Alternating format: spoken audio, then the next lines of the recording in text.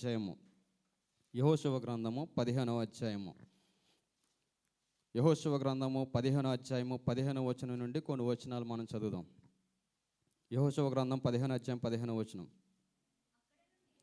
అక్కడ నుండి అతడు అంతకుముందు దెబీరు పేరు కిర్యత్సేపెరు, కాలేబు కిర్యత్సేపెరును పట్టుకొని దానిని కొల్లబెట్టిన వానికి నా కుమార్తె అక్షాన్ని ఇచ్చి పెండ్లి చేసేదనని చెప్పగా, కాలేబు సహోదరుడు కనజ కుమారుడునైన ఒత్నీయేలు దాన్ని పట్టుకుని గనుక అతడు తన కుమార్తె అయిన అక్షాను అతనికిచ్చి పెండ్లి చేశాను. మరియు ఆమె తన పెనిమిటింటికి వచ్చినప్పుడు తన తండ్రిని ఒక పొలం అడగమని అతన్ని ప్రేరేపించను.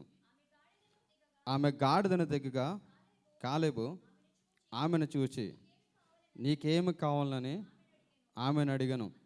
అందుకు ఆమె, నాకు దీవెన దయచేయము, నీవు నాకు దక్షిణ భూమి ఇచ్చినావు గనుక నీటి మడుగులను నాకు దయచేయమనగా అతడు ఆమెకు మెరక మడుగులు పల్లపు మడుగులను ఇచ్చాను. దేవుని యొక్క వాక్యాన్ని మనం పరిశీలన చేసినప్పుడు యెహోషువ గ్రంథంలో నుంచి ఇక్కడ మనం చదివినటువంటి వాక్యాన్ని మనం పరిశీలన చేయగలిగినట్లయితే ఇక్కడ ఒక ఇన్సిడెంట్ని మనం చూస్తున్నాం, ఒక స్క్రిప్చర్ని మనం చూస్తున్నాం. అదేంటంటే కాలేబు కుటుంబానికి సంబంధించినటువంటి విషయాన్ని మనము చూడగలుగుతున్నాం. ఇక్కడ కాలేబు గురించి మనం పరిశీలన చేసినప్పుడు ఇశ్రాయేలీయులు ఐగుప్తు దేశం నుండి ప్రయాణం చేసి వస్తున్నప్పుడు ఇంచుమించు నేను చాలాసార్లు చెప్తుంటాను, చాలా ప్రజలు ఆ ప్రాంతం నుంచి బయలుదేరి వచ్చారు. అయితే వారి యొక్క ప్రయాణ మార్గంలో చాలామంది అలసిపోయి దేవుని మీద తిరుగుబాటు చేసి దేవునికి కోపం రప్పించారు. దేవునికి కోపం రప్పించినప్పుడు దేవుడు వారి వల్ల విసిగిపోయి ఏం చేశాడంటే వారందరినీ కూడా వారి మీద దేవుని యొక్క ఉగ్రత రావడాన్ని మనం చూస్తాం. చాలాసార్లు దేవుడు మనకొక ఆశీర్వాదం ఇవ్వాలని సిద్ధపరుస్తాడు. దేవుడు ఒక దీవెన మనకు ఇవ్వాలని సిద్ధపరుస్తాడు. దేవుని యొక్క దీవెన మనం పొందుకోవాలి, దేవుని యొక్క ఆశీర్వాదం మనం పొందుకోవాలంటే ఏ మార్గంలో వెళ్ళాలంటే దేవుని మార్గంలోనే మనము వెళ్ళాలి. నీకు దీవెన కావాలి, నీకు ఆశీర్వాదం కావాలి అని చెప్పి అడ్డదారుల్లో మనం వెళ్తే కష్టాలు మనం కొని తెచ్చుకుంటాం. అందుకే చాలామంది అంటారు, నిజాయితీతో వచ్చింది ₹1 అయినా సరే ఎలా ఉంటుంది అంటారు, చాలా స్ట్రాంగ్గా ఉంటుంది అంటారు. అన్యాయంగా కోట్లు సంపాదించుకున్నా ఎలా పోతుందో ఎవరికి తెలియదు అంటారు. అందుకే నీతిగా సంపాదించుకున్నది అది చాలా శ్రేష్టమైనది. మనం డబ్బు కొరకు ఏదో చేద్దామని చెప్పేసి ఆ లోక సంబంధమైనటువంటి జీవితాల్లో జీవిస్తూ మనం ఎంత సంపాదించుకున్నా దానివల్ల వచ్చేది ఏది కూడా మనకి ఏమీ కూడా ఉండదు. ఇశ్రాయేలుని దేవుడు ఒక ఎక్స్పీరియన్స్ కూడా నడిపించాలని ఆశపడ్డాడు. అంటే ఐగుప్తు దేశం నుండి కనాను దేశానికి వారు నడిపిస్తున్నప్పుడు అనేక ఎక్స్పీరియన్సెస్ దేవుడు వారికి కలగజేశాడు. ఎందుకంటే మీరు పరిశీలన చేయగలిగినట్లయితే దేవుడు కావాలంటే వారిని అద్భుతాలతో ఆశ్చర్యకార్యాలతో కష్టం లేకుండా వారిని నడిపించగలిగిన సామర్థ్యం కలిగిన వాడు. కానీ అక్కడ మనం చూడగలిగినట్లయితే ఇశ్రాయేలీయులకి యుద్ధం చేయడం రాదు. అందుకే దేవుడు ఏం చేశాడంటే వాళ్ళ కాళ్ళ మీద వాళ్ళని నిలబడేలా చేయాలని చెప్పేసి అనేక ఎక్స్పీరియన్సెస్ కూడా వారిని నడిపించినట్లుగా మనం చూస్తాం. మనం చూసినట్లయితే పక్షిరాజు అనబడినటువంటి ఒక పక్షి గురించి మనం పరిశీలన చేయగలిగినట్లయితే బైబిల్ గ్రంథాలు మనం చూస్తే ఈ యొక్క పక్షిరాజు తన పిల్లల్ని ఏం చేస్తుందట, చాలా భద్రంగా పోషిస్తుంది. చాలా భద్రంగా పోషించిన తర్వాత అవి తినడం మొదలు పెడతాయి. కొంచెం సర్టెన్ ఏజ్ వచ్చిన తర్వాత అవి గూడికే పరిమితం అయిపోయిన తర్వాత ఈ యొక్క పక్షిరాజు ఏం చేస్తుందట, తను కట్టుకున్నటువంటి ఆ గూడులో నుంచి ఆ క్రింద బాగా దానికి సపోర్ట్గా ఉన్నటువంటి ఆ సపోర్ట్ని అంతా కూడా ఒక్కొక్కటిగా తీసివేయడం ప్రారంభిస్తుంది. ఎప్పుడైతే తీసివేయడం ప్రారంభించిందో స్లోగా పిల్లలు ఏమవుతుంటాయంటే ఆ గూడు మీద ఉన్నటువంటి ఆ ముళ్ళ కంపలు అవి గుచ్చుకోవడానికి అలవాటు పడుతుంటాయి. ఎప్పుడైతే ఆ ముళ్ళ కంపల మీద గుచ్చుకోవడానికి ఇవి అలవాటు పడుతున్నాయో ఆ ముళ్ళ కంపల మీద కూర్చోవడం ఇష్టంలాగా ఏం చేస్తాయంటే స్లోగా ఎగరడం ప్రారంభిస్తాయి. ఈ పక్షిరాజు తన యొక్క కాలక్రమాన్ని ఏం చేస్తుంటుందంటే ఆ గూడు క్రింద ఉన్నటువంటి ఆ యొక్క పొల్లలన్నీ కూడా తీసివేసినప్పటికీ ఒక సర్టెన్ ఏజ్ వచ్చినప్పటికీ వాటికి నిలవడానికి కూర్చోడానికి ప్రదేశంలోకి ఏం చేస్తాయి, ఇక సోర్స్ లేక ఎగరం మొదలు పెడతాయి. ఎప్పుడైతే ఎగడం మొదలు పెడితే అప్పుడు అవి ప్రపంచాన్ని చూడడం మొదలు పెడతాయి. అంతే తప్ప తల్లి తీసుకొచ్చి వాటిని పోషించినంత కాలం కూడా వాటికి ఎలా ఎగరాలో తెలియదు, ఎలాగ వాటికి కష్టపడాలో తెలియదు. అనగా మన యొక్క లైఫ్ స్టైల్ని, మన యొక్క ఆత్మీయ జీవితాన్ని మనం పరిశీలన చేసినప్పుడు మనము కూడా ఇండివిజువల్గా మనకు మనముగా నిలబడాలి, మనకు మనంగా ఆశీర్వదించబడాలి, మనకు మనంగా దీవించబడాలంటే దీవెన అనేది ఈజీగా వచ్చేది కాదు, ఆశీర్వాదం అనేది ఈజీగా వచ్చేది కాదు.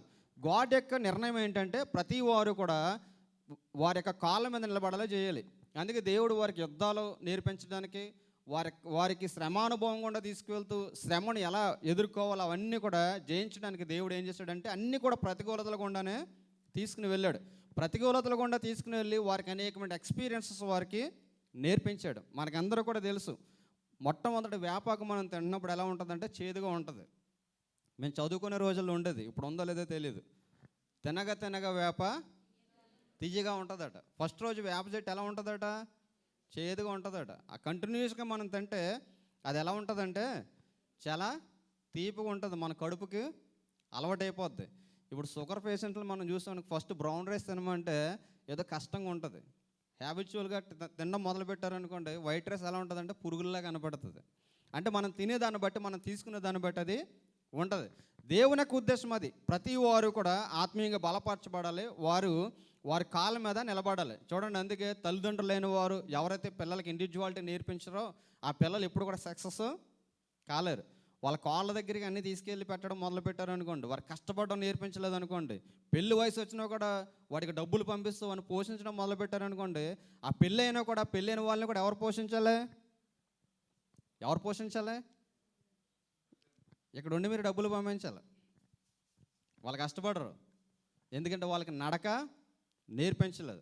అది ఎవరి ఫాల్ట్ అంటే అది మన దేవుని యొక్క ఉద్దేశం అది కాదు. దేవుడు ఎలాగ ఆశ్చర్యకరంగా వారి మధ్య సూచక్రియలు, అద్భుతాలు, ఆశ్చర్యకారాలు జరిగిస్తూ వారిని నడిపిస్తూ తీసుకుని వెళ్తున్నాడు. దేవుడు అనేక అద్భుతాలు, ఆశ్చర్యకారాలు చేస్తున్నా వారు ఎలా ఉన్నారంటే దేవుని మీద తిరుగుబాటు చేస్తూ ఉండేవారు. ఏదైనా కష్టం వచ్చేసరికి దేవునికి విరోధంగా మాట్లాడడం మొదలుపెట్టేవారు. అట్ ది ఎండ్ ఫైనల్ స్టేజ్కి వచ్చేసరికి ఇంకా కొన్ని దినాల్లో ఈ యొక్క కనాను దేశం అనగా దేవుని యొక్క వాగ్దానాన్ని స్వతంత్రించుకుంటాం అని అనుకునే పరిస్థితి వచ్చింది. అప్పుడు ఏమన్నాడంటే, ఇప్పుడు ఆ దేశాన్ని వెళ్ళి మీరు చూసిరండి. మోషే ఏమన్నాడంటే, మనం స్వతంత్రించుకుంటున్నటువంటి దేశానికి వెళ్ళి ఆ దేశం ఎలా ఉందో మీరు చూసిరండి, ఎందుకంటే కొన్ని దినాల్లో మీరు ఆ దేశాన్ని స్వతంత్రించుకోబోతున్నారని కొంతమందిని పంపించినప్పుడు కొంతమంది వెళ్ళి ఏం చేశారంటే మోషే దగ్గరికి చెడ్డ సమాచారం తెచ్చారు. ఆ దేశం చాలా శ్రేష్టమైంది, దేవుడు ఇవ్వాలనుకున్నటువంటి వాగ్దానం ఇచ్చినటువంటి దేశము చాలా ఉన్నతమైంది, చాలా ప్రయోజనకరమైంది, చాలా ఆశీర్వాదకరమైన ప్రదేశం. కానీ వీళ్ళు ఏం చేశారంటే ఆ దేశం ముందు చూసావా, ఆ దేశం ప్రజలతో మనల్ని పోల్చుకుంటే మనం దేనికి కూడా పనికిరాం, వాళ్ళతో కానీ పెట్టుకుంటే మనల్ని నలిపేస్తారని చెప్పేసి మోషే దగ్గరికి చెడ్డ సమాచారము తెచ్చారు.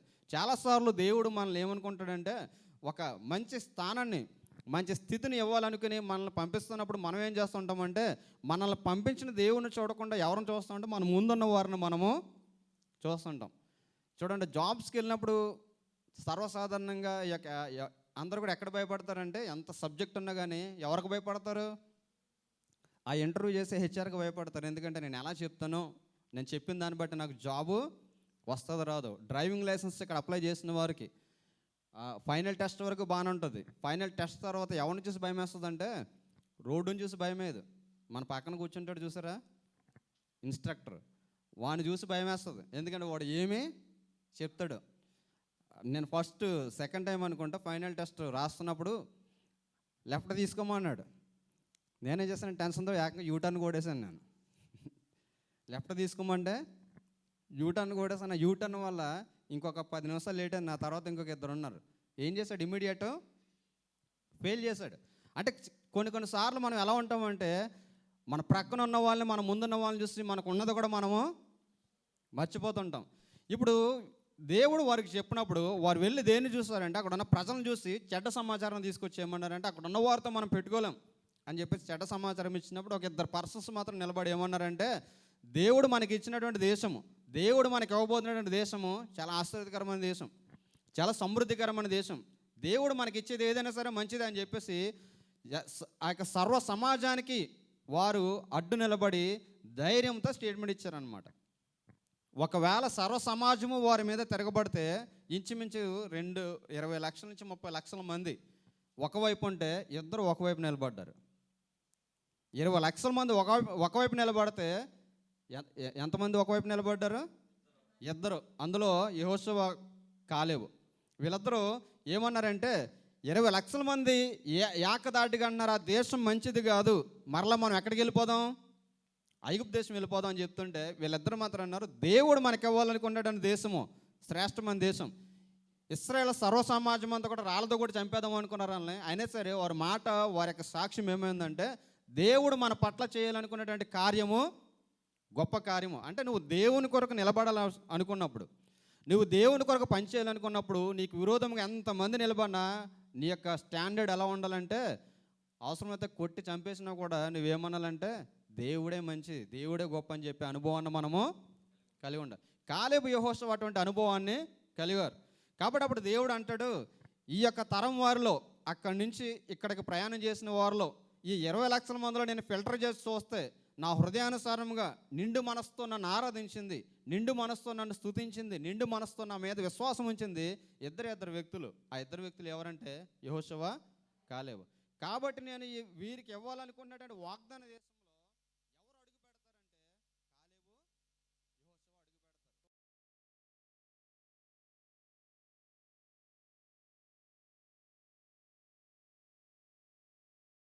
పెడతారు. స్వతంత్రించుకున్నారు.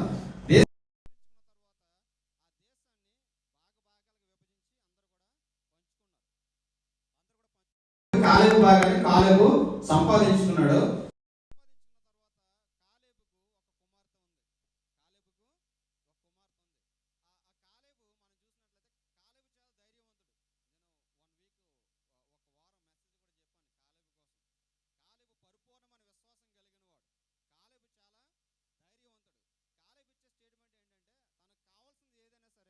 పోరాడి తెచ్చుకునేవాడు, తనకు కావాల్సిన ఏదైనా సరే పోరాడి తెచ్చుకునేవాడు.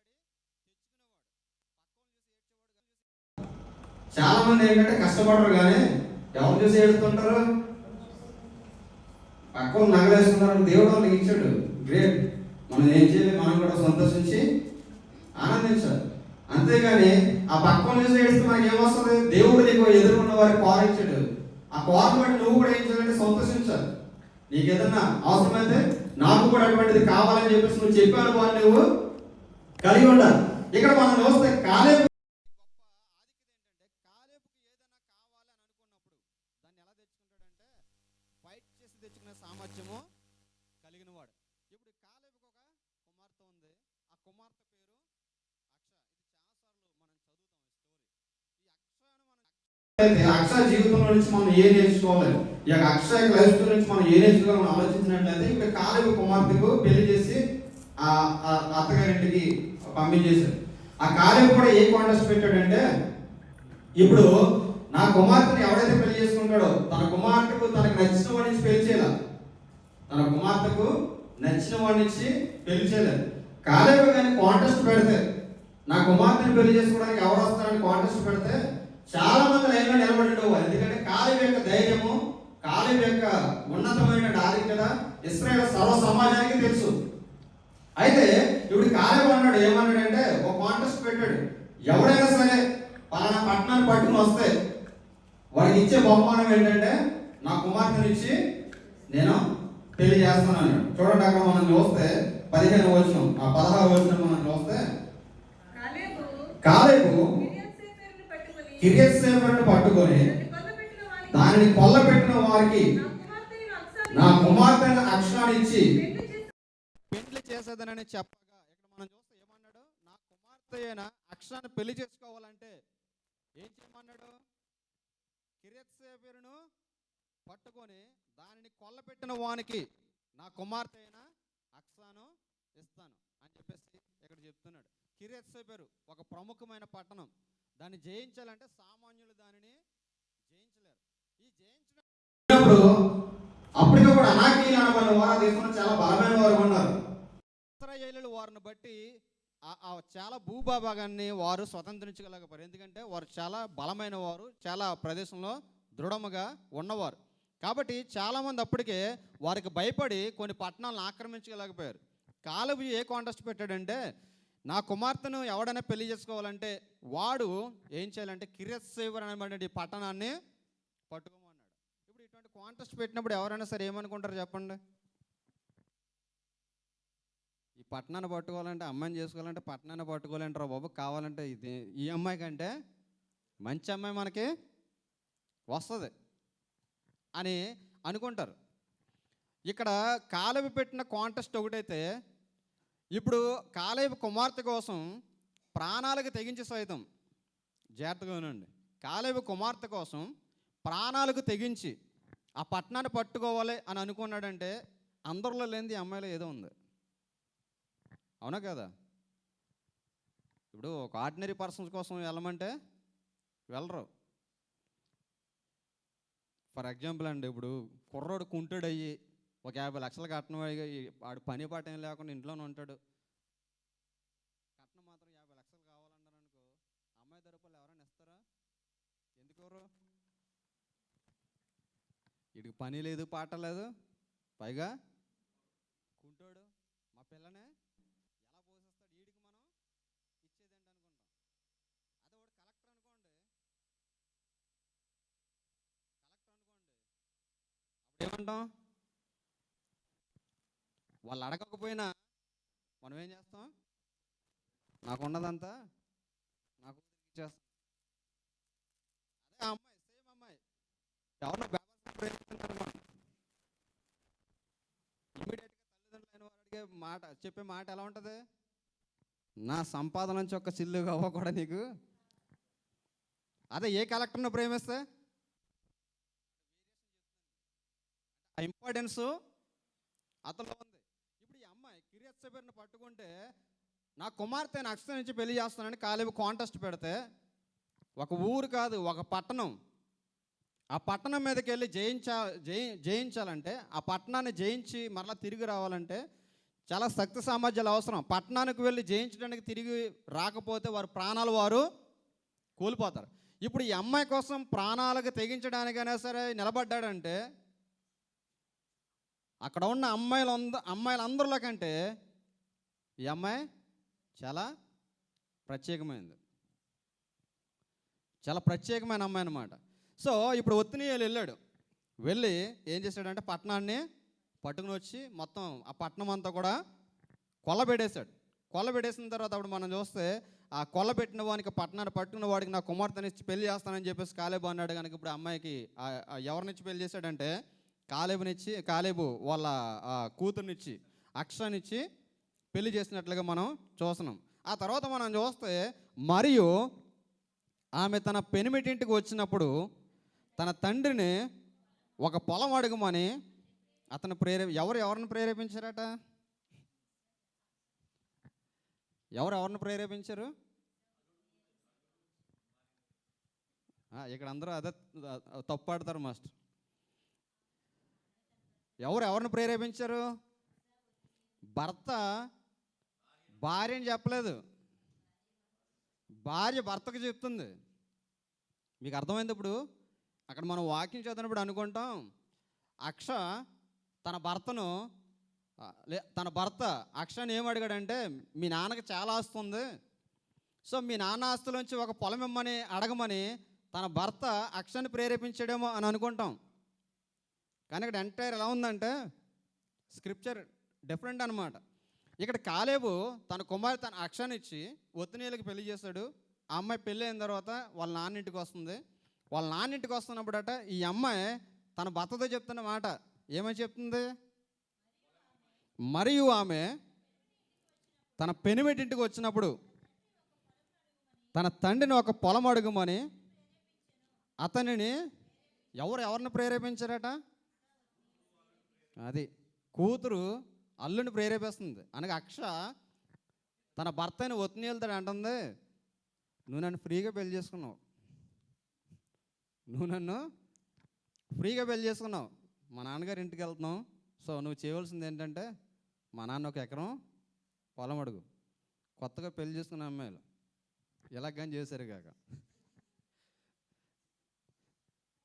చాలామందిని మనం చూస్తాం. చాలామంది ఏం చేస్తారు?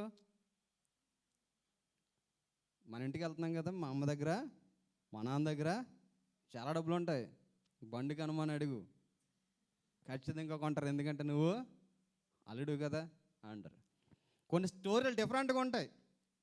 కొంతమంది అమ్మాయిలు మెర్జ్ అవుతుంటారు, కొంతమంది అమ్మాయిలు మెర్జ్ అవ్వరు.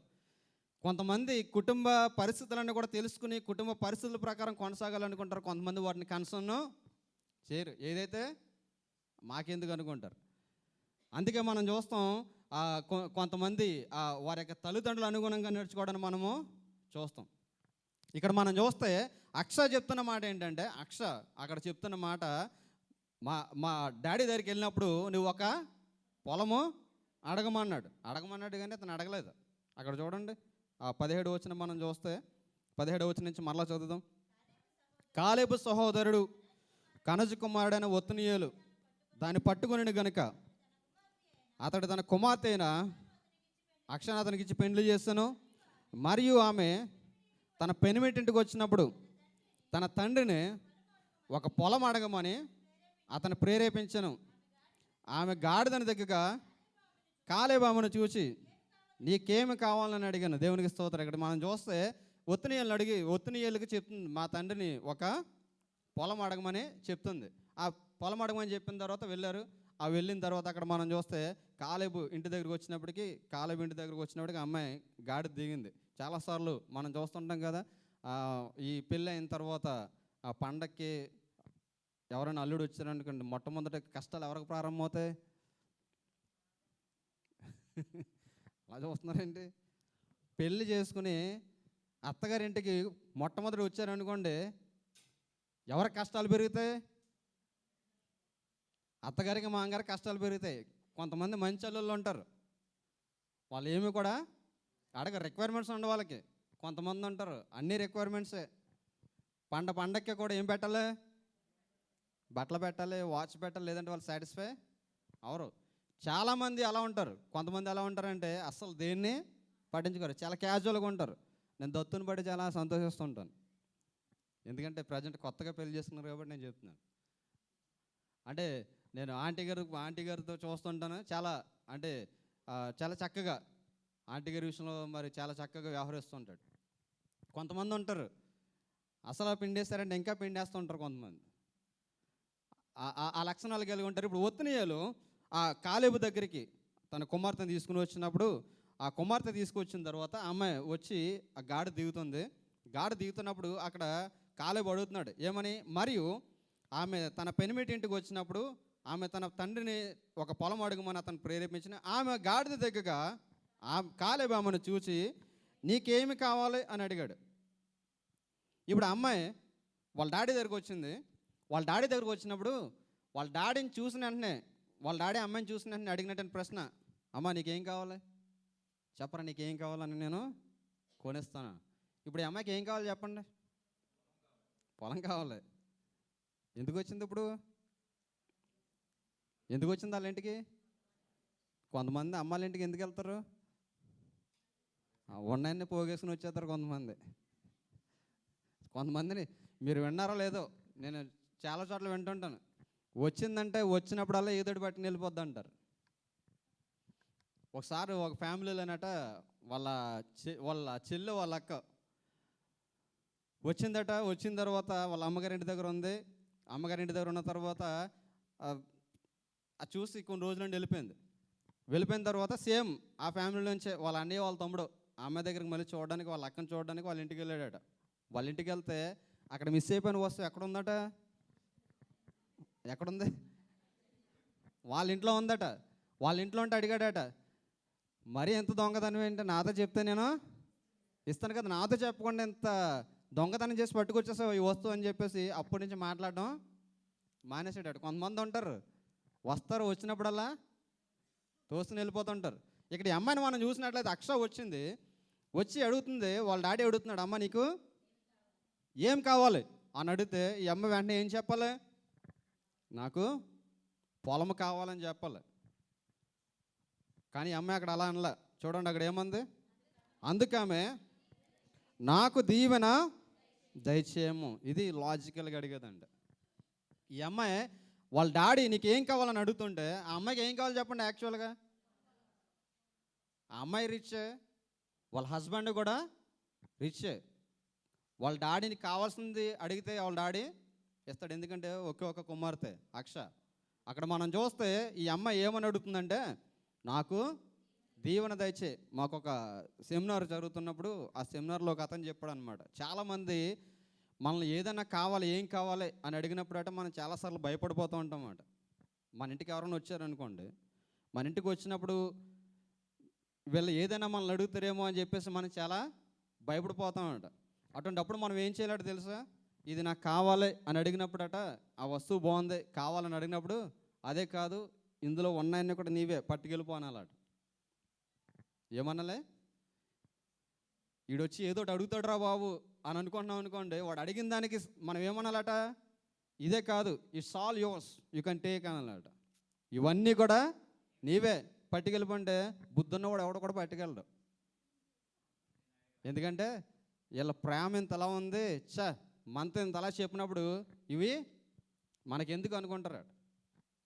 అలా కాకుండా మనం అన్నీ దాహేసుకున్నాం అనుకోండి, వాడికి కనపడేదే కావాలంటాడు. అందుకే ఎప్పుడు కూడా మనం ఏం చెప్పాలట, ఇట్స్ ఆల్ యోస్, ఇవన్నీ కూడా నీవే అంటే ఎవడు కూడా ఏం పట్టుకెళ్ళాట. ఇప్పుడు ఇక్కడ మనం చూస్తే ఈ అమ్మాయి వాళ్ళ డాడీ దగ్గరకు వచ్చి వాళ్ళ డాడీ దగ్గర అడుగుతుందన్నమాట. ఏమని అడుగుతుందంటే, అక్కడ మనం చూస్తే వాళ్ళ డాడీ దగ్గరకు వచ్చింది. డాడీ దగ్గర నుంచి వచ్చి వెంటనే గాడి దిగి ఆ లోపలికి రాకముందే వాళ్ళ డాడీ అడుగుతున్నాడని ప్రశ్న, అమ్మ నీకు ఏం కావాలి అని అడిగితే ఈ అమ్మాయి అంటుంది, ఆమె నాకు దీవెన దయచేయి. నాకేం కావాలి, నాకేం వద్దు డాడీ, నీ దీవెన ఉంటే చాలు.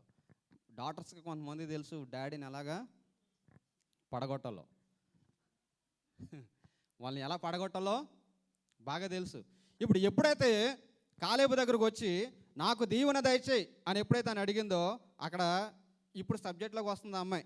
చూడండి అక్కడ ఏమంటుంది, నీవు నాకు దక్షిణ భూమిని ఇచ్చి ఉన్నావు గనుక నీటి మడుగులను నాకు దయచేయమనగా, అతడు ఆమెకు మెరక మడుగులు పల్లపు మడుగులు ఇచ్చాడు. మొట్టమొదటి ఏమి ఇచ్చాడట, మొట్టమొదటి అక్సాగా ఆయన ఇచ్చింది ఏంటి, దక్షిణ భూమిని ఇచ్చాడట. దక్షిణ భూమిని ఇచ్చాడు, కానీ ఆ భూమి పండడానికి ఏమి లేదు, నీరు లేదు. ఒక భూమి పండాలి, ఒక భూమి ఆశీర్వాదకరంగా ఉండాలి, ఒక భూమి దీవెనకరంగా ఉండాలంటే దానికి ఎప్పుడు కూడా ఏమందాలంటే నీరు అందాలి. నీరు అందని భూములు ఎలా ఉంటాయంటే సారవంతం లేని భూములు. మీకు తెలుసో లేదో, ఈ యొక్క వన్స్ అపాన్ ఎ టైం, ఇప్పుడు ఈ యొక్క టెక్నాలజీ అంతా వచ్చిన తర్వాత ఇప్పుడు కొంచెం అంతా కూడా డెవలప్ అయ్యి వాటర్ ఫెసిలిటీ ఉంటుంది. కానీ నేను 10th ఇంటర్మీడియట్ చదివి ఆ టైంలో అక్కడ పనిచేయడానికి వచ్చేవారు. పాలమూరు అనే ఆ ప్రాంతం నుంచి పనిచేయడానికి వస్తుండేవారు. వాళ్ళని అడిగినప్పుడు మీ అమ్మాయికి ఎంత ఇచ్చావు అని ఎవరన్నా అడిగినప్పుడు వాళ్ళు అనేవారు, మా అమ్మాయికి 5 ఎకరాలు ఇచ్చాను, 6 ఎకరాలు ఇచ్చాను అనేవాడు. మనకు 1 ఎకరం అంటే దాని ప్రైస్ అంతా కూడా వేరుగా ఉంటుంది. అటు సైడ్ వాళ్ళు ఎకరం ఎంత అని అడిగితే 3,000 4,000 అనేవారు అప్పట్లో. ఎకరం భూమి ఎంత, 3,000 4,000. అదే మన సైడ్ ఈస్ట్ గోదావరి ఆ జిల్లాలో పరివాహక ప్రాంతాల్లో 1 ఎకరం భూమి ఎంత ఉంటుంది మాస్టర్? బాగా తెలుసు, ఎంత ఉంటుంది మాస్టర్? 40 లక్షలు. మా మాస్టర్ కోటీశ్వరుడు. ఎందుకంటే పైకి కనపడరు, కానీ ఆయన సింపుల్ సిటీని బట్టి దేవుడు మంచి ఆశీర్వాదం ఇచ్చాడు. కొంతమంది షో చేయాలనుకుంటారు, కానీ మాస్టర్కి ఎంత ఉన్నా కానీ ఎప్పుడు కూడా సింపుల్గానే ఉంటాడు. రాజమండ్రిలో 2 ఫ్లాట్లు ఉన్నా మాస్టర్, సారీ, రాజమండ్రిలో హార్ట్ లాంటి ప్లేస్లో 2, అది మా కాలేజ్ ఏరియా లాంటి ప్లేస్లో మాస్టర్కి 2 ఫ్లాట్లు ఉన్నా, మరి భూమి ఉన్నా కానీ ఎప్పుడు కూడా నిడారంభరంగా ఉంటారు. అటువంటి స్థితిని కొంతమందే కలిగి ఉంటారు. కాబట్టి ఈ యొక్క భూమి ఎప్పుడు కూడా మనం చూస్తే ఈ యొక్క ఆంధ్రప్రదేశ్లో ఈ యొక్క ఈస్ట్ వెస్ట్ గోదావరి నదిగా అంటారు, అన్నపూర్ణ అంటారు. ఎందుకంటే ఎప్పుడు కూడా సస్యశ్యామలంగా ఉంటుంది, ఎప్పుడు కూడా వాటర్ ఫెసిలిటీ ఉంటుంది కనుక సస్యశ్యామలంగా ఉంటుంది. ఇంచుమించు సంవత్సరానికి 2-3 పంటలు పండితే కనుక ఒక ఎకరం వచ్చి ఎంత ఉంటుంది, 1 కోటి రూపాయల దగ్గరగా ఉంటుంది. ఎంత విలువ ఆ భూమికి ఉంటుంది. చాలామంది మనం చూసినట్లయితే ఈ యొక్క అనంతపురం లేదంటే ఈ యొక్క వేరు డిస్ట్రిక్ట్లో మనం చూసినప్పుడు ఆ భూమికి వాల్యూ ఎందుకు ఉంటుందంటే, ఆ భూమికి ఏ సరఫరా ఉండదు, నీటి సరఫరా ఉండదు. ఒక భూమికి విలువ రావాలంటే ఆ భూమి ఎప్పుడు విలువ కలిగి ఉంటుంది, ఎప్పుడు కూడా నీరు అనబడినటువంటి సమృద్ధి కలిగి ఉన్నప్పుడు. ఇక్కడ మనం ఎంతో భూమిని మనం చూస్తున్నాం. ఈ యొక్క ఎడారి దేశంలో. ఇక్కడ ఎందుకు వీరు పంటలు పండించలేకపోతున్నారు, ఎందుకు మన వల్ల వీరు చేయలేకపోతున్నారు అంటే దాని అర్థం ఏంటి? వీరికి ఏం లేదు, వాటర్ ఫెసిలిటీ మెయిన్ లేదు. వాటర్ ఫెసిలిటీ లేకపోయినా కూడా వీళ్ళు ఏం చేస్తున్నారు, ఇప్పుడు ఆటోమేటిక్గా ఏం చేస్తున్నారు, కొన్ని చోట్ల మరి కొన్ని పంటలు పండించడానికి ఇప్పుడు వీరు కూడా అనేక మంది ఇన్స్పిరేషన్గా తీసుకుంటున్నారు. ఇజ్రాయెల్ టెక్నాలజీని వాడి ఏం చేస్తున్నారు, ఇప్పుడు వీళ్ళు కూడా పంటలో పండిస్తున్నారు. మీరు ఎంతగా సూపర్ మార్కెట్లకు వెళ్ళి చూడండి, టమాటో లోకల్ యూఏ ఒక ప్రైస్ ఉంటుంది, మన ఇరాన్ నుంచి వచ్చేది, ఇండియా నుంచి వచ్చేది ఒక ప్రైస్ ఉంటుంది. ఎందుకంటే ఇప్పుడు లోకల్గా టమాటాలు కానీ, కొత్తిమీర కానీ, నెక్స్ట్ కుకుంబర్స్ కానీ ఇటు లోకల్గా వీళ్ళు పండించి వీళ్ళు సాగు చేస్తున్నారు. ఎందుకంటే ఇండియా నుంచి వచ్చిన వారిని, బంగ్లాదేశ్ నుంచి వచ్చిన వారిని, పాకిస్తానీలు పెట్టుకుని వీళ్ళు కూడా ఏం చేస్తున్నారంటే కల్టివేషన్ ఇప్పుడు ప్రారంభించారు. ఇప్పుడు ఈ యొక్క వర్ష ప్రభావం లేనటువంటి ఈ ప్రాంతాల్లో వీళ్ళు వ్యవసాయం మీద దృష్టి పెట్టాలని ఇప్పుడు మనం చూస్తున్నాం. రీసెంట్గా ఇంచుమించు ఎన్ని మిలియన్ మొక్కలు నాటించారట సౌదీ అరేబియా. ఎందుకంటే అక్కడ టూరిజాన్ని మనం డెవలప్ చేయాలనే ఉద్దేశం చేత ఎడారిలో ఎన్నో రకాలైనటువంటి మరి వృక్షాలు నాటించారు, వాళ్ళకు విజన్ పెట్టుకున్నారు. ఈ యొక్క సంవత్సరం కల్లా ఈ ప్రాజెక్ట్ని మనము కంప్లీట్ చేయాలని. మీరు చూస్తున్నారో లేదో, యూఏఈ వీసా మీద కూడా చూడండి. దుబాయ్ మీరు ఎవరైనా విజిట్ మీద మనం చూసినప్పుడు, విజిట్ వీసా మీద మనం చూసినప్పుడు ఒక ప్రింట్ ఉంటుంది. ఏమని ఉంటుంది? 2040 2040 వాళ్ళకి టార్గెట్ ఏంటంటే మొత్తం హోల్ సిటీని అంతా కూడా గ్రీన్ సిటీగా చేయాలి, ఎక్కడ కూడా ఎడారి ప్రాంతం అన్నది కనబడకుండా చేయాలని చెప్పేసి ఒక ప్రాజెక్ట్ పెట్టుకున్నారు. మేము వచ్చే టైంలో ఏముండదంటే ఎక్స్పో 2020 అని ఉండేది. అంటే మేము 2007లో వచ్చాం, అప్పటికి ఎక్స్పో 2020 అని ఉండేది. ఇప్పుడు వచ్చేవారికి 2040 అనే దాని అర్థం ఏంటంటే రాబోయే దినాల్లో ఈ సిటీ అంతా కూడా గ్రీనరీగా మారిపోతుంది. ఒక టార్గెట్ పెట్టుకున్నారనమాట. ఆ టార్గెట్ ప్రకారం వారు ప్రతిదాన్ని కంప్లీట్ చేయగలుగుతున్నారు. ఇప్పుడు ఈ యొక్క అక్షరాకి ఇచ్చినటువంటి పొలము దక్షిణ భాగాన్ని ఇచ్చారు. అయితే ఈ అమ్మాయి వాళ్ళ డాడీ దగ్గరికి వెళ్ళింది. వాళ్ళ డాడీ దగ్గరికి వెళ్ళినప్పుడు, అమ్మ నీకు ఏమి కావాలి అని అడిగినప్పుడు, నా కేజీ బంగారం మీనాయన అంటే వెంటనే తెచ్చిచ్చేదు. కానీ అమ్మాయి అడిగింది, నాకు దీవెన దయచేయి. ఎందుకు అన్నాను, ఎవడన్నా మిమ్మల్ని ఏదన్నా అడుగుతున్నప్పుడు ఇట్స్ ఆల్ యోర్స్ అన్నారు అనుకోండి, ఎవడ మిమ్మల్ని ఏది కూడా అడగడంలో లాజిక్ ఉండాలి. కొంతమంది ఇంటికి వచ్చారంటే కొంతమంది భయపడుతుంటారు, ఎందుకంటే అడగడానికే వచ్చాడు, ఉన్న సామాన్లన్నీ కూడా దాచేవాడు, కనపడిందల్లా అడుగుతాడని చెప్పేసి భయపడుతుంటారు. ఇక్కడ అమ్మాయి వచ్చిన వెంటనే వాళ్ళ డాడీని అడుగుతుంది, నాకు దీవెన దయచేయడాడు అంటే, అప్పుడు అక్కడ అమ్మాయి ఏమంటుందంటే, నీవు నాకు దక్షిణ భూమి ఇచ్చున్నావు కనుక నీటి మడుగులను నాకు దయచేయమనగా అతడు ఆమెకు మెరక మడుగులను పల్లపు మడుగులను ఇచ్చాడు. నాకు ఎప్పుడైతే దీవెన దయచేయమని అడిగిందో, నువ్వు నాకు నీటి మడుగులు భూమిని ఇవ్వలేదు, నువ్వు నాకు భూమి అయితే ఇచ్చావు, కానీ దానివల్ల ప్రయోజనం ఏమీ కూడా లేదు, దానివల్ల లాభం ఏమీ కూడా లేదు. ఆ భూమి పండాలంటే నీటి మడుగులు కలిగినటువంటి ప్రాంతం నాకు కావాలి అని చెప్పేసి అడిగినప్పుడు అక్కడ కాలేబు ఏం చేశాడట, నీటి మడుగులను నాకు దయచేయమనగా ఆమెకు మెరక మడుగులు పల్లపు మడుగులు కూడా ఇచ్చాడట. మెరక మడుగులు అంటే ఎత్తైన ప్రదేశంలో ఉండే నీటి భూములు ఇచ్చాడు, క్రింద భూముల్లో ఉండే పల్లపు భూములను కూడా అనుగ్రహింపజేస్తాడు. నీటి ఓటలు కలిగినటువంటి భూమి కూడా కాలేబు ఇక్కడ అనుగ్రహింపజేసినట్లుగా మనము చూస్తున్నాం. కాబట్టి ఇక్కడ మనం చూసినట్లయితే ఒక ఆత్మీయ జీవితంలో మనం పరిశీలన చేయగలిగినప్పుడు, నీ జీవితము నా జీవితం ఆశీర్వాదకరంగా ఉండాలి, మనకి జీవితం అనేక మందికి మేలుకరంగా ఉండాలంటే ఎండినటువంటి మన భూమి అంటే అనుభవం మనం ఎలా ఉండాలంటే ఎప్పుడు కూడా ఫలించే అనుభవంగా మనం ఉండాలి. ఫలించే అనుభవంలో మనము ఉండాలి. ఇక్కడ అక్షరాకు తన తండ్రి ఆస్తి ఇచ్చాడు, కానీ ఆస్తి ఫలించే అనుభవంలో లేదు, దీవెనకరమైన అనుభవంలో లేదు. ఈ యొక్క విషయం ఎవరో తెలుసు అంటే అక్షరాకు బాగా తెలుసు. అక్షరాకు బాగా తెలుసు కనుక అక్షర తన తండ్రి దగ్గర ఏది కావాలో అది పొందుకోవడానికి ఏం చేస్తుందంటే అడగడానికి ఏమాత్రం కూడా వెనుక తీయలేదు. అక్కడ మనం చూస్తే అందుకు అడుగుతుంది, నువ్వు నాకు భూమి ఇచ్చావు, కానీ ఆ భూమి వల్ల ఏ ప్రయోజనం కూడా లేదు. ఆ భూమి నేను పండించుకోవాలంటే, ఆ భూమి పండడానికి అవసరమంటే నీటి ఓటలు కలిగినటువంటి ప్రాంతం నాకు కావాలి. అందుకే వాళ్ళ డాడీని అడిగింది, నాకు ఒక ఎకరం ఇచ్చావు కాబట్టి ఇంకొక ఎకరం ఇవ్వని అడగల, నాకు దీవెన దయచేయమంది. ఏం దయచేయమంది?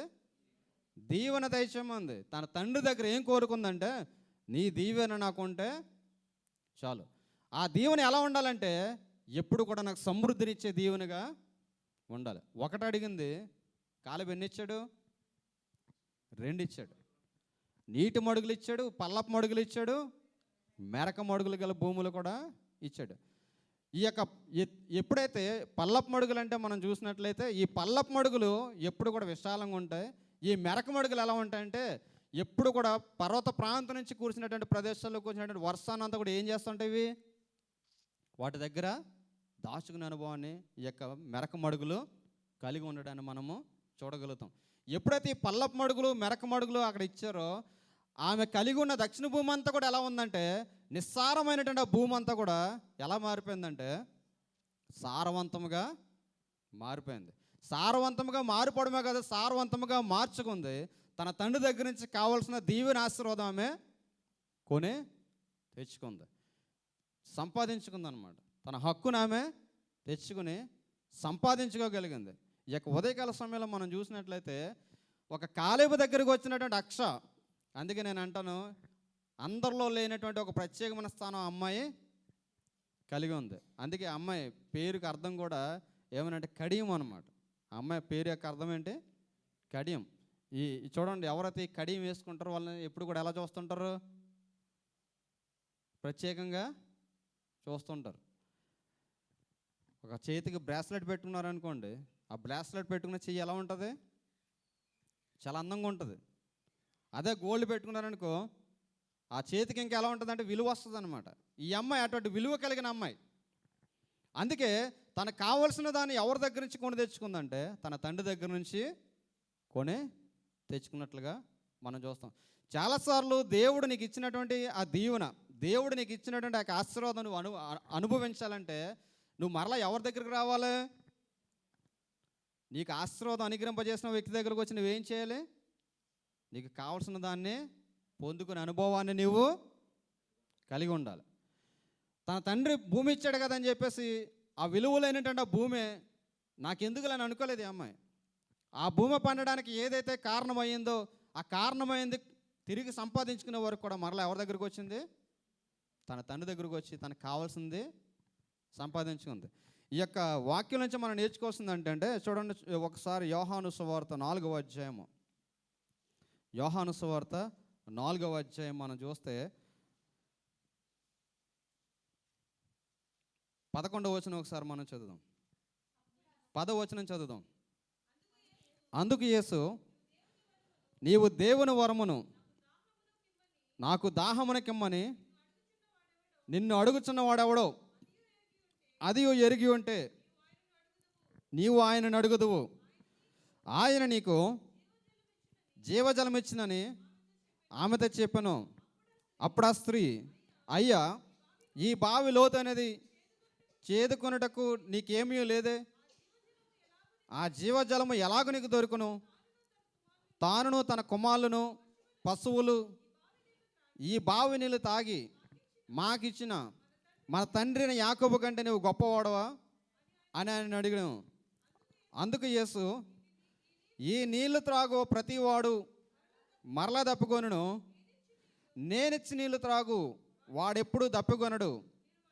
నేను వానికి ఇచ్చి నీళ్ళు నిత్య జీవమునకై వానిలో ఊరెడి నీటి బొగ్గగా ఉండినని ఆమెతో చెప్పాను. ఇప్పుడు మనం చూస్తే ఎండినటువంటి ఈ భూమికు ఎటువంటి అనుభవం ఆమె కొని తెచ్చుకుందంటే ఎప్పుడు కూడా సర్వ సమృద్ధి కలిగినటువంటి అనుభవం కలిగినటువంటి నీటి బొగ్గలను ఆమె దగ్గరకు కొని తెచ్చుకుంది. నీ జీవితం నా జీవితం ఆశీర్వాదకరంగా దీవెనకరంగా అనేక మందికి ప్రయోజనకరంగా ఉండాలంటే మనం ఏం చేయాలంటే ఎవరి దగ్గరికి రావాలి?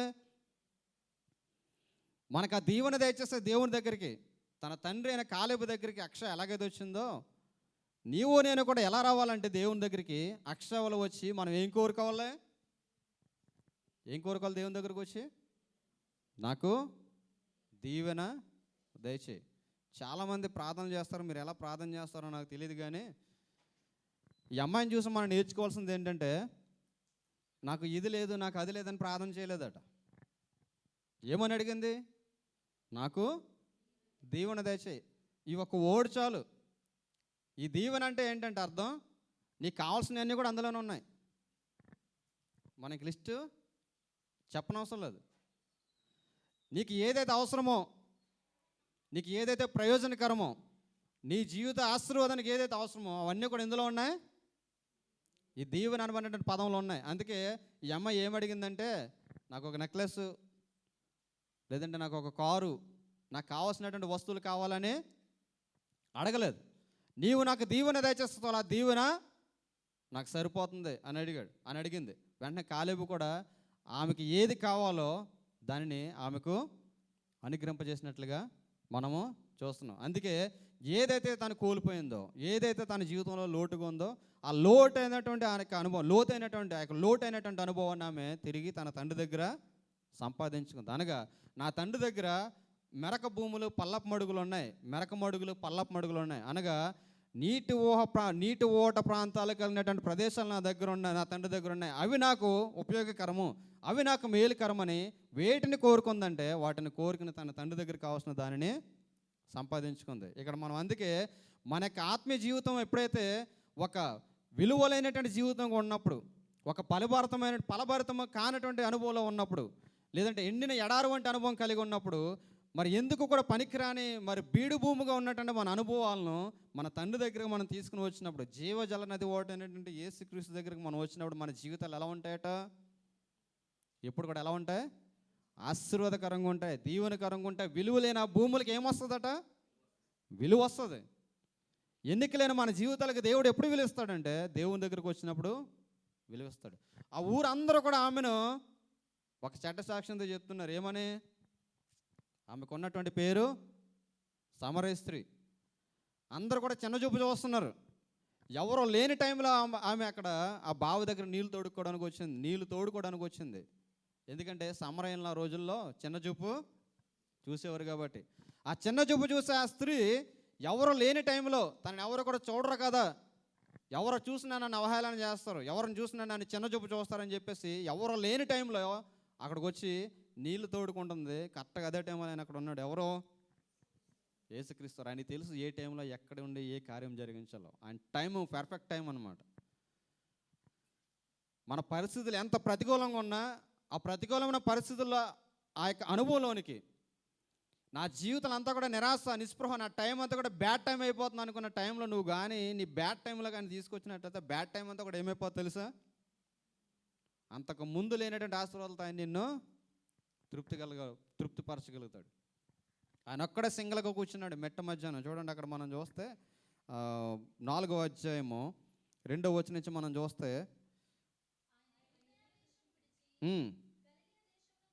తిరిగి వెళ్ళను, అయినను యేసు బాప్తిస్మం ఇయ్యలేదు కానీ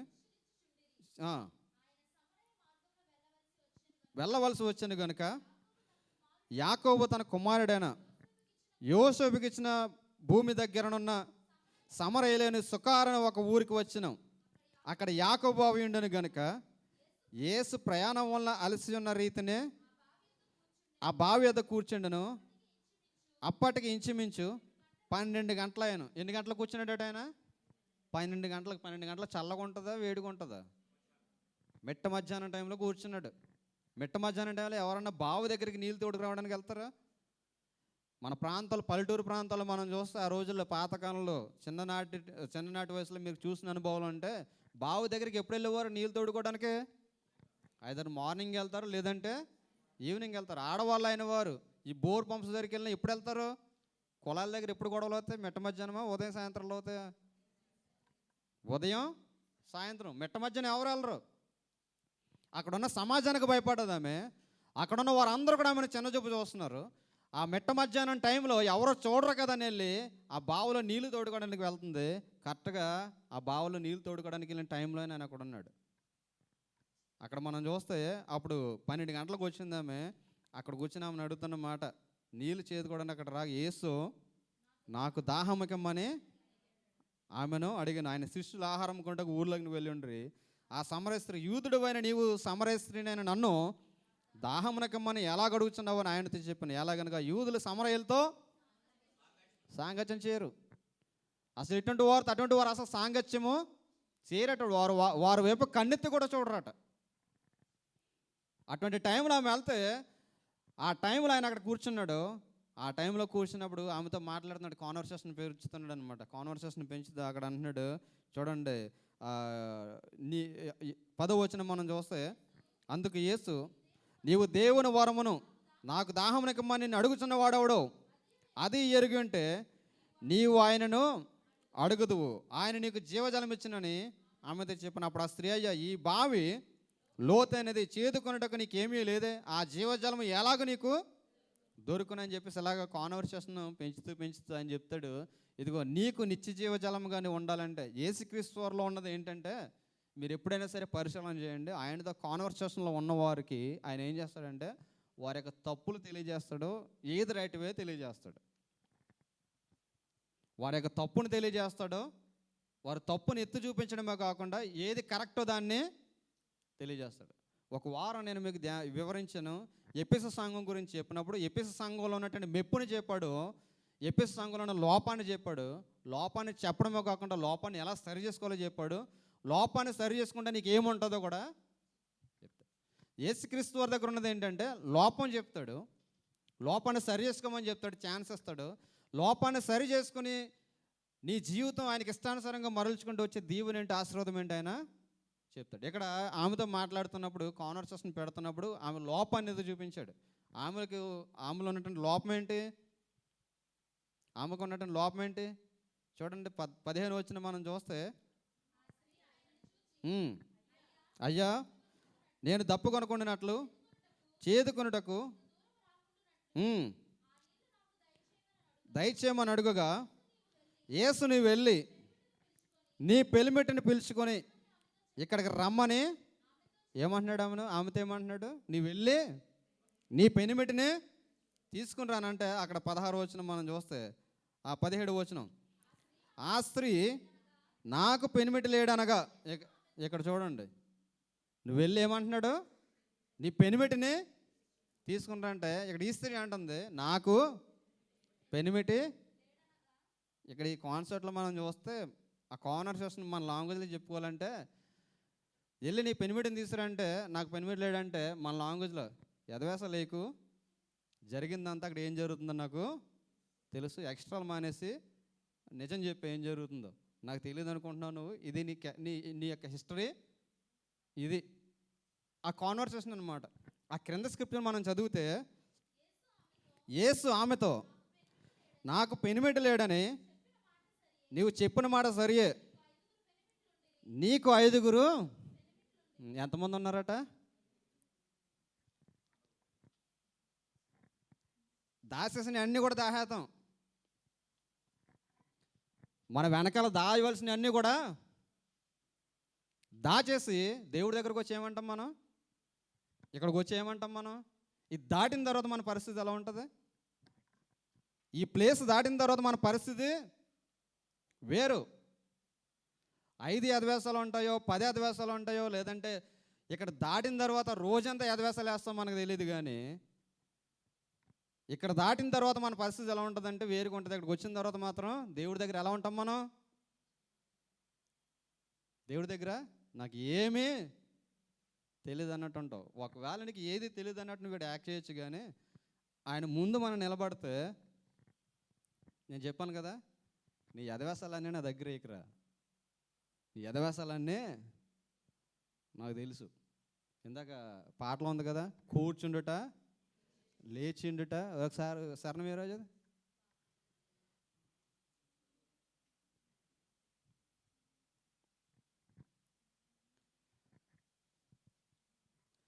కూర్చుండుట నే లేచియుండుట బాగుగా ఎరిగి ఉన్నావు రాజా, బాగుగా ఎరిగి ఉన్నావు, కూర్చుండుట లేచియుండుట బాగుగా ఎరిగి ఉన్నావు రాజా, బాగుగా ఎరిగి ఉన్నావు.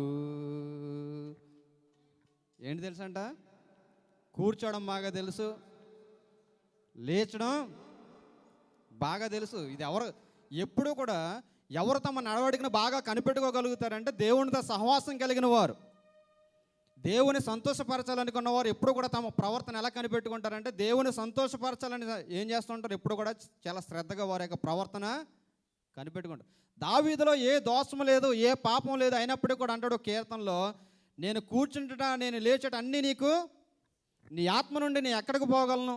ఆకాశముకి ఎక్కినాను, నీవు అక్కడ ఉన్నావు. సముద్ర దిగంతములో దిగినాను, నీవు అక్కడ ఉన్నావు. నీ చెయ్యి నన్ను, దేవుని యొక్క చెయ్యి, దేవుని యొక్క కొనదృష్టి మనల్ని వెంటాడుతుంది అని మనకు తెలిస్తే మనం ఏం చేస్తాం? ఎప్పుడు కూడా చాలా జాగ్రత్తగా ఉంటాం. నా స్నేహితుడు ఉండేవాడు, నా ఎంబీఏ క్లాస్మేట్ అనమాట. రారా సినిమాకి వెళ్దాం అనేవాడు. అని నేను వెళ్ళేవాని కాదనమాట. అప్పుడు వాడు చెప్పాడు అనమాట, చిన్నప్పుడు వాళ్ళ తాతయ్య గారు ఫాస్టర్.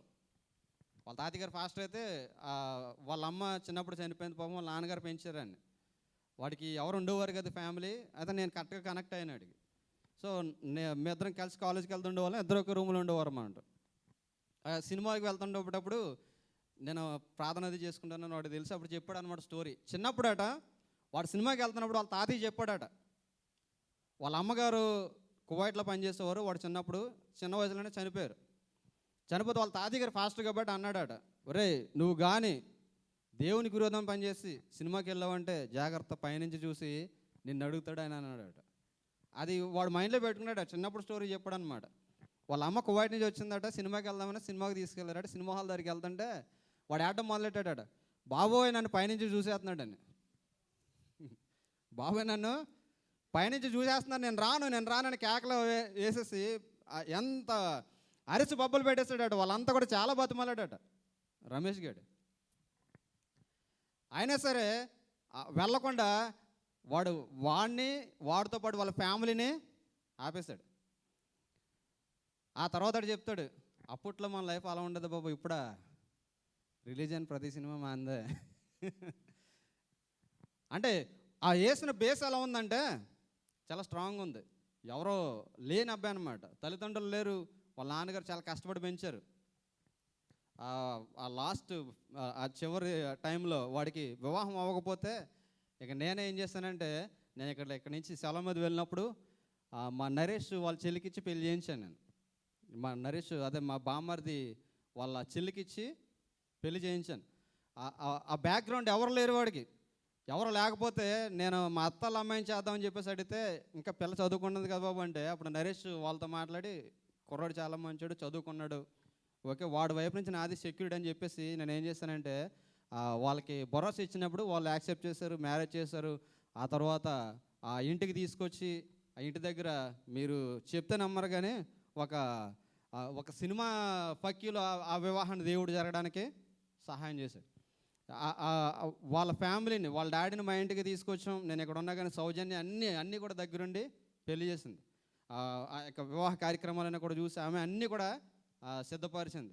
ఎప్పుడైతే ఈ యొక్క వివాహం వేసినటువంటి యొక్క కార్డు వాళ్ళ చుట్టాలకి వాళ్ళందరూ కూడా స్ప్రెడ్ అయిన తర్వాత వాళ్ళని అందరూ వదిలేశారు అనమాట. వాడిని ఎవరు పట్టించుకోవడం మానేశారు, అందరూ వదిలేశారు. అయితే వీడి వెడ్డింగ్ కార్డు వాళ్ళ చుట్టాలకు వాళ్ళ బంధువులకి వెళ్ళింది. చాలామంది అందులో ఈ గల్ఫ్ దేశంలో సెటిల్ అయిన వారు చాలామంది ఉన్నారు, ఎవరు పట్టించుకోలే. ఆ కార్డు ఎవరో వాళ్ళ పెద్దమ్మ దగ్గరికి వెళ్ళింది. వాళ్ళ తర్వాత కార్ వేసుకుని వచ్చారు ఆ పెళ్ళికి. నా నెంబర్ ఉందన్నమాట దాని మీద, ఆ పోస్ట్ కార్డు మీద, వెడ్డింగ్ కార్డు మీద మా నెంబర్ వేస్తే ఆ ఫోన్ చేసి అక్కడికి వచ్చిన తర్వాత వాళ్ళ పెద్దమ్మ ఒకసారి నా దగ్గరకు వచ్చి, బాబు ఒకసారి పక్కకు రా బాబు అని చెప్పేసి నాకు కాలు మీద పడిపోతుంది అనమాట. కాలు మీద ఎందుకమ్మంటే, వాడిని చిన్నప్పుడు చూసాం బాబు మేము, ఇప్పుడు వరకు వాడిని చూడలేదు, కానీ నువ్వెవరో తెలియదు కానీ ఇలా తీసుకొచ్చి పెళ్లి చేస్తున్నావు అని చెప్పేసి నా కాలు మీద పడుతుంటే ఇటువంటి నేను చేయకండి అని చెప్పేసి నన్ను. అప్పుడు ఆ తర్వాత ఏమైందంటే, ఆ ఊర్లో ఉన్న వారందరూ కూడా ఏం చేస్తారంటే, ఎవరో తెలియని వాడికి తీసుకొచ్చి పెళ్లి చేస్తున్నాడని చెప్పి మీరు చెప్తే నెంబరు మొత్తం ఊరు కూడా కథలు వచ్చేసింది అనమాట. మొత్తం అంతా కూడా ఎలా వచ్చారంటే, ఎవరో వాళ్ళ ఫ్రెండ్ అంట పెళ్ళి వాళ్ళ ఇంట్లో మెంబర్ నుంచి పెళ్లి చేస్తున్నాడని చెప్పేసి మొత్తం వాడు పిలవకుండా నా ఊర్లో అందరూ కూడా ఏం చేస్తారంటే, వాడికి ఇండివిజువల్గా వచ్చి ఇండిపెండెంట్గా వచ్చి వాడికి వచ్చి అక్షింతలు వేసి చాలా ఆశీర్వాదంగా. నేను ఎందుకు చెప్తున్నానంటే, కొన్నిసార్లు మనం అనుకుంటాం మనల్ని ఎవడో కూడా చూడట్లేదని. దావీదు ఎప్పుడు కూడా తన ప్రవర్తన ఎవరితో కంపేర్ చేసుకున్నాడు అంటే దేవునితో కంపేర్ చేసుకున్నాడు. అందుకే అంటాడు, నేను కూర్చుండుట, నేను లేచుట, నేను పరుండుట సమస్తము నీకు తెలిసే ఉన్నది, నా సమస్తము నీకు తెలుసు. ఇప్పుడు ఈ స్త్రీ యేసుక్రీస్తు వారి దగ్గరకు వచ్చి అంటుంది, నాకు ఏమీ తెలియదు అంటుంది. నువ్వు వెళ్ళి ఇంటికి వెళ్ళి, నేను అదే చెప్తున్నాను, యేసుక్రీస్తు వారి దగ్గరకు వచ్చినప్పుడు నువ్వు నిజంగా వాక్యాన్ని నువ్వు ఫాలో అవుతున్నప్పుడు వాక్యం నీకు ఏం చేస్తుంటుంది అంటే, ఎప్పుడు కూడా నీ లోపాన్ని ఎత్తి చూపిస్తుంటుంది. వాక్యం ఎప్పుడు కూడా ఏం చేస్తుంటుందంటే నిన్ను సరి చేయడానికి ప్రయత్నం చేస్తుంటుంది. వాక్యం ఎప్పుడు కూడా ఏం చేస్తుంటుందంటే నిన్ను రైట్ వేలో నడిపించడానికి చూస్తుంటుంది. అప్పటి వరకు కూడా ఆమె అనుకుంది, అదే లైఫ్ అనుకుంది. కానీ ఎవరి దగ్గరికి వచ్చిందంటే జీవజలముల ఓట అయినటువంటి యేసుక్రీస్తు దగ్గరికి వచ్చింది. చూడండి అక్కడ మనం చూస్తే, చూడండి 29వ వచనం మనం చూస్తే, 29వ వచనం, మీరు వచ్చి చూడుడి ఈయన క్రీస్తు కడ అని ఆ ఊరు వారితో చెప్పగా ఊరిలో నుండి బయలుదేరి ఆయన ఎద్దకు వచ్చింటారు. ఎప్పుడంట ఏం చేసిందంటే అప్పటి వరకు కూడా అందరికీ భయపడి సింగిల్గా బ్రతుకుతున్నాము. ఎవరి దగ్గరికి వచ్చింది? జీవజల ఓట అయినటువంటి యేసుక్రీస్తు దగ్గరికి వచ్చి ఎప్పుడైతే ఆ జీవజలాన్ని పొందుకుందో వెళ్ళి ఏం చేసిందట, వచ్చి ఒకసారి మీరు పలానా వ్యక్తిని చూడండి అని ఎవరిని తీసుకుని వెళ్ళిందట? ఊళ్ళో ఉన్న వాళ్ళందరినీ కూడా తీసేసింది. ఊళ్ళో ఉన్న వారందరినీ కూడా మార్చేసింది. ఎప్పుడు మార్చగలిగిందంటే ఎవరి దగ్గరికి వచ్చినప్పుడు? జీవజలముల ఓటని యేసుక్రీస్తు దగ్గరికి వచ్చినప్పుడు, యేసుక్రీస్తు వారి మాటల ద్వారా తన జీవితాన్ని కట్టుకున్నప్పుడు. ఇక ఉదయకాల సమయంలో ఎవరి దగ్గరికి వస్తున్నావు, ఏం కోరుకుంటున్నావు? అందుకే అక్ష కోరుకున్నది ఏంటి తెలుసా? ఒక సామర్థ్యం కలిగిన, ఒక ఉన్నతమైన స్త్రీగా, ఒక ఔన్నత్యం కలిగిన స్త్రీగా ఉన్నటువంటి ఆమె, ఏమీ కొదులేని స్త్రీగా ఉన్నటువంటి ఆమె, ఏది లోటు ఉందో ఆ లోటును దేవుని దగ్గరికి వచ్చినట్లుగా తన తండ్రి దగ్గరికి వచ్చి ఏమంది, నాకు ఎండిపోయిన భూమిని ఇచ్చావు కానీ నేను ఆశీర్వాదకరంగా దీవెనకరంగా ఉండాలంటే నాకేం చేయాలి? నీటి మడుగులు, పల్లపు మడుగులు, మరి మెరక మడుగులు అడగకుండానే ఏం చేస్తుందంటే తండ్రి దగ్గర నుంచి పొందుకుంది. తనకి ఏమి కావాలో అది కావాలని సంపాదించి పొందుకుంది. ఇక ఉదయకాల సమయంలో నువ్వు దేవుని దగ్గరకు వచ్చి జీవజలముల ఓటైన దేవుని దగ్గరకు వచ్చినప్పుడు నిస్సారమైన నీ జీవితం, సారములేని నీ జీవితం ఎలా ఉంటుందంటే అనేక మందికి సారవంతంగా దేవుడు చేస్తాడు. నీవు నేను చేయాల్సింది ఏంటంటే మనం దేవునికి అప్పగించుకోవాలి, దేవుని ఎదుట తగ్గించుకోవాలి. అందుకే తండ్రి దగ్గరికి వచ్చినప్పుడు ఏం చేసింది? గాడిద దిగి తను తగ్గించుకుని, తండ్రి నాకు దీవెన దయచేయమని. దేవుని దగ్గరికి రా, నువ్వు తగ్గించుకో, దేవుని దయచేయమని అడుగు. నిస్సారమైన నీ జీవితాన్ని దేవుడు ఏం చేస్తాడంటే అనేక మందికి సారవంతంగా మారుస్తాడు. May God bless you all. Sisters వచ్చి మరి పాట పాడినట్లయితే